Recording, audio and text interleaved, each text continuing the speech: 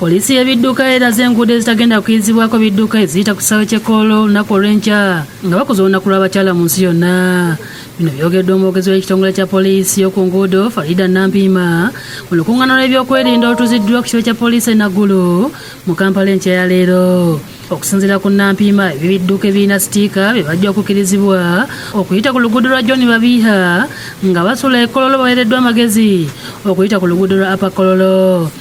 Enguudo zonna eziyita ku ssaawa Kololo zizakkirizibwako ebidduka ebya bulijjo. Okuleka ekidduka ng'okipaakinze ku luguudo bwe batakulagidde paakinga mu bitundu by'e Kololo kigaanibwa era tekikkirizibwa. Ebidduka byonna ebinaalekebwawo ku mabbali g'enguudo bajja kuleeta kasiringi ekijjewo ekitwale ku Jinja Road Police Station. Emmotoka ezaabo abagaba obuyambi abatuyambako mu ttegeko omukolo ogwo naye nga balina sitiika bajja kuyita Wampewo Avenue era bajja kupaakinga ku Green Belt okumpi ne Eastern Gate y'e Kololo.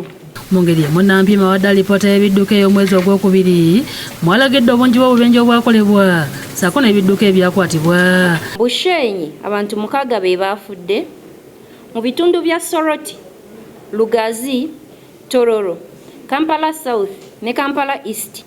Abantu 5 be bafiiridde ku nguudo mu buli kitundu ekimu ku ebyo. Mu ngeri emu poliisi ekutte n'eggalira omusajja John Kamome yali akulira ekitongole ekya Outside Professional Recruitment Agencies ekyali kitwala abantu ebweru nga mu kiseera kino atemeza bigwa mitayimba ku poliisi ya Kampala Bukedde. Abadde atwala ssente abakazi n'abawala badde beemulugunya abatutteko passport na ssente ate mujjukire nti eno kampuni bali bagisuspendinze ku Ministry ya Gender, Labour and Social Development. Amyuka akulira akakiiko akalwanyisa ebikolwa by'okukusa abantu Agnes Igoye asabye abantu bonna mu ggwanga balina okwemulugunya Kamome bagende gye bali bakole statement. Teri muntu alina okujjako nga talina permission, talina olukusa.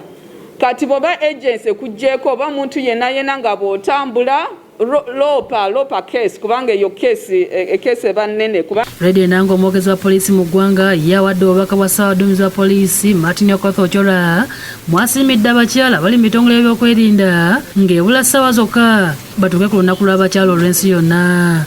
Era ono yeeyongedde okwebaza abakyala abaweereza wansi wa poliisi okulaba nga bakuuma bannayuganda n'ebintu byabwe era n'alaga nti omulamwa omwaka guno n'emyaka emirala byakulaba nti bateekawo embeera esoboseza abakyala okukola emirimu gyabwe obulungi.